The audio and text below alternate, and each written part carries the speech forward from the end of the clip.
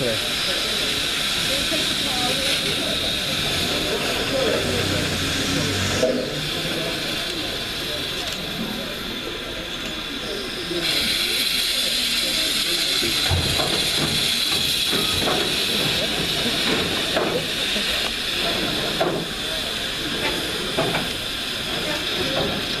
They pulled that off. I think that little tanking can struggling with it. I'm not surprised. If they pull that electric right away onto the turntable, we will not be able to push it back off. Unless the right through that. It's still back to both ends, still it? Yep. It's not the right level anywhere. We can struggle to get that back on.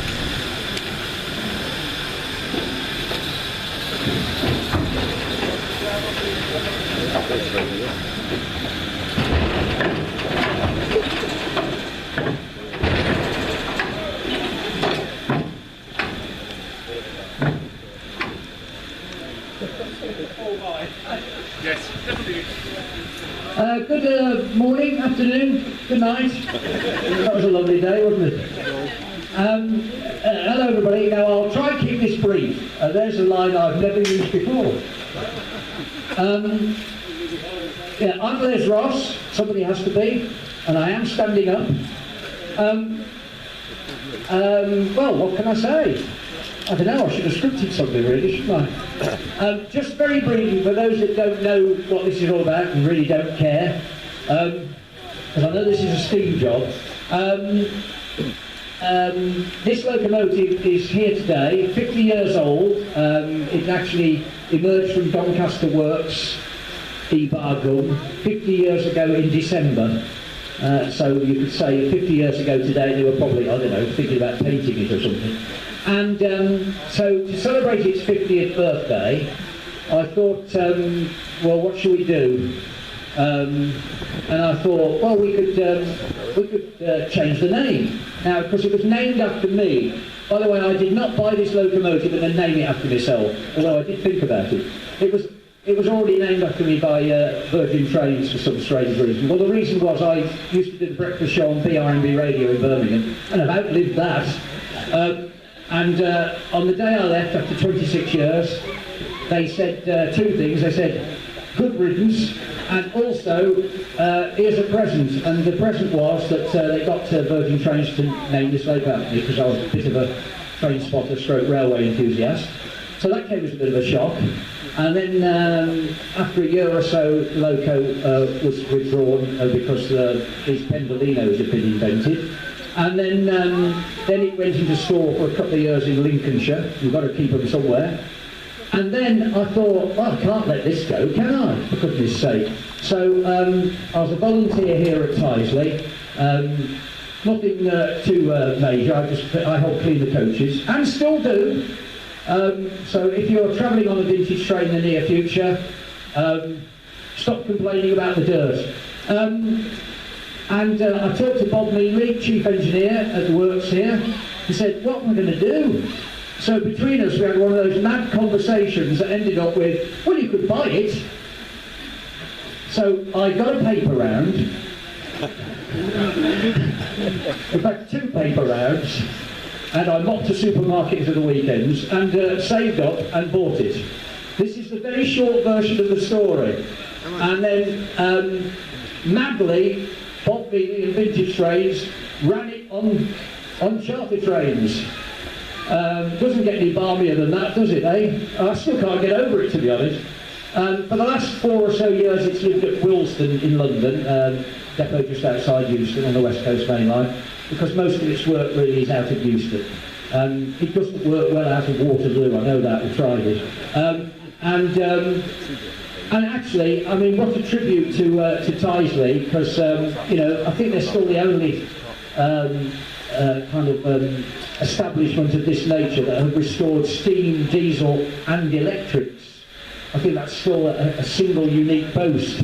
And yes, so he went to Euston and it's been there for the last 4 years. This year's been a bit of an unhappy year. My wheels wore out. And after a lot of anguish and another paper round, I had to buy replacement wheels. They're the wheels from 86246, a sister loco. So, Wilson did all the business there, and here it is. And it did its first outing last week of this year on the Cumbrian Mountain Express from Euston to Carnfoot, where a steam engine took over, and then this loco brings it back from just south of Preston back to Euston. So that's that. And by the way, I want to thank the Peckett there. It actually was, you should have seen it last week on the front on the Cumbrian Mountain Express. It was brilliant. It hammered through Rugeley. Anyway, thank you. So that's the short story. And the reason I'm renaming it today is because I can. It's my engine. So, its first name was Peter Pan. These locos weren't named in the first dozen or so years of their lives, but they started naming this class of 86s. And the first name was Peter Pan, which was chosen by a 6-year-old boy called Ian Hull in a competition. And I tried to track him down. He's now 42, and after a lot of Miss Marple investigation, he's emigrated. And I can only presume he didn't want to know. So it seemed a bit drastic to leave the country, but anyway, so I couldn't get Ian. I actually decided today I'd ask the lady who suggested to BRMB Radio to suggest to Virgin Trains that they named thank you, train after me. I know I'm running out of time. I was going to get her, well, she's on her way. Her name's Ellie, she was a listener of mine, and she had the mad idea to ask about naming a loco after me, and it happened. So I thought it'd be nice if Ellie was here today, but she's still on her way, so she's going to miss it. That's her all over. But never mind, I've mentioned her in dispatches. But I just, so I thought, there's only one other person I think at the moment on this, on these grounds that really should do the honours and pull this tatty business stream. That was homemade in my home earlier this morning. It looked a bit better 2 or 3 hours ago. I think it's got bedraggled through the weather. And that's Chief Engineer here at Tyseley Locomotive Works. So you're that, Bob? You said you'd show up. Where are you? I wanted Bob to say a few words. Are you here, Bob? He knows how to make an entrance. Oh, here he is. You've got to come and do this, Bob. Because to be honest, you know, if it wasn't for Bob, it wouldn't have happened, to be honest. Well, of course it wouldn't. So come and give your excuses for this. Well, I was just driving an engine up the railway and I heard this noise over here and I thought it was This noise, that's the nicest thing you've ever said about me. Anything else to say, Bob, about this here electric? Well, it's, I think we were very proud of it, really, because some of you will have bought the book and heard the story. But Les got this locomotive named after him, and of course he's been a member here for many years and it was a great help to us. And he came in my office one morning and said, I've been withdrawn. What? I've been withdrawn. Oh, right. Well, what's going to happen to me? I'm in storage Stonebridge Park Depot. Well, Les, you're about to get broken up. So, of course, the response came back, I've had this silly idea. And the upshot was that I got commissioned to talk to HSBC Rail about buying it. And they put it in store at Birmingham, and it was getting quite badly knocked about in this secure storage facility. And they eventually decided to transfer it to us for storage, because ours was free and the other one wasn't. And we eventually managed to buy it. The process of getting it back together really was greatly helped by 1 or 2 people, in particular David Fisher, who's here somewhere driving the engine around today, and Richard Thompson, along with quite a few other people. But when we got it, we found out that it was in remarkable condition. And when you think that this locomotive was built in early 1966, virtually the first locomotives that we built in this nation to run continuously at 100 miles an hour and it's gone on to do that for almost 6 million miles, which is well over 4 times more than any of the Stanley Pacifics managed to put in on the West Coast Main Line. So I've always believed that these things were actually a worthy successor to the Stanley Pacifics. Certainly a lot better than those miserable offerings that's hidden behind there called Class 40, which a friend of mine on the railway always used to say were about the equal of a poor Scot. They're going to cut your mic off. Yeah, they provided the microphone, by the way. But you know, it was a great source of pleasure to actually be involved in getting this locomotive back on the main line. And what was even more pleasing was when we sat down and realised that we were the first organisation since British Railways in 1968 to have steam, diesel and electric locomotives basically licensed to run on the main line. And you know, we had a lot of fun out of it. It ran quite a number of tours for us.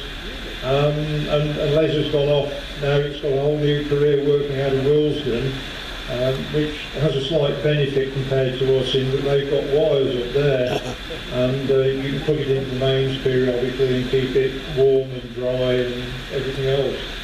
So it really was a pleasure to be involved with it, and you know, even though it's not based here at the moment, we're immensely proud of it. And that was what I was going to say about it, really.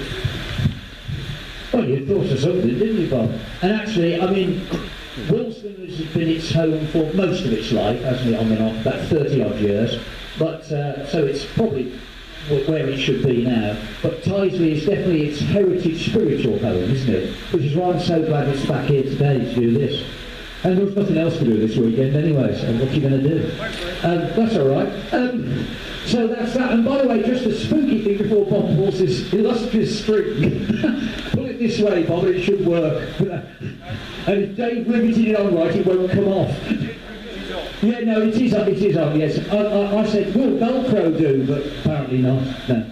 So, yeah, a little, I'm an anniversary nutter, and as it happens, we're just one day out on this. It was first named Peter Pan on the 23rd of October 1979. So we're marking its 50th birthday and its 36 years and 1 day anniversary of being Peter Pan. So it's all kind of put round in a circular kind of bonkers way, isn't it? Oh yeah, the Day Tripper one, yeah. The first tour out of Tyseley was called the Day Tripper, because, that's right, because he went to Liverpool and 50 years ago, on the day that this locomotive went into service, Day Tripper by the Beatles was at #1 in the charts. Yeah. See, we do all this research. I know, you know, we don't just throw it together, we just make it look as though we are.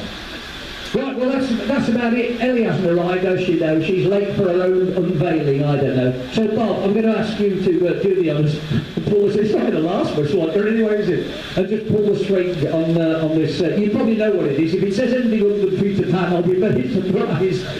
So, ladies and gentlemen, Bob, do the honours, and let's have 86259 as Peter Pan once again. My name is locomotive, yes. Whoa, yeah, I've only got one bit of tape on the top, thank you. There we go. Okie doke. Yes, it feels right. By the way, I've only named it on one side Peter Pan, it's not those I do, because I've still got that much vanity. I'm afraid. It was deflated because when he went back to see it coming back from London after they'd named it, he sort of went back and he was on his own at the end of the platform, and the train pulled in and they were looking at it. And the driver appeared out of the window and said, "Who's this bloke Les Ross?" Obviously didn't come from Birmingham. And then I had 30 seconds to tell him, because of course it was just calling it Birmingham International, so I had 30 seconds to say, well, it's me actually. And he believed me as well. All right, thank you very much, Bob, and thank you, Tyseley, very much indeed. Oh, I better just thank Willesden, because, this man here is top engineer. I've forgotten your title there. Is he Emperor of Willesden? I've forgotten what it is. But he's the man who looks after it at Willesden now, so he just came up here just to see what it was like up here.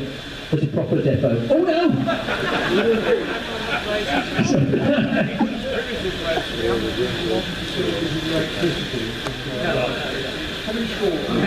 It's coming shortly here. All right. Thank you, David, as well. Thank you, and thank you, Bob, and thank you, everybody. And your interest has been much appreciated. Mind you, didn't have any alternative with blocking the turntable. Back to the steam. Thank you very much.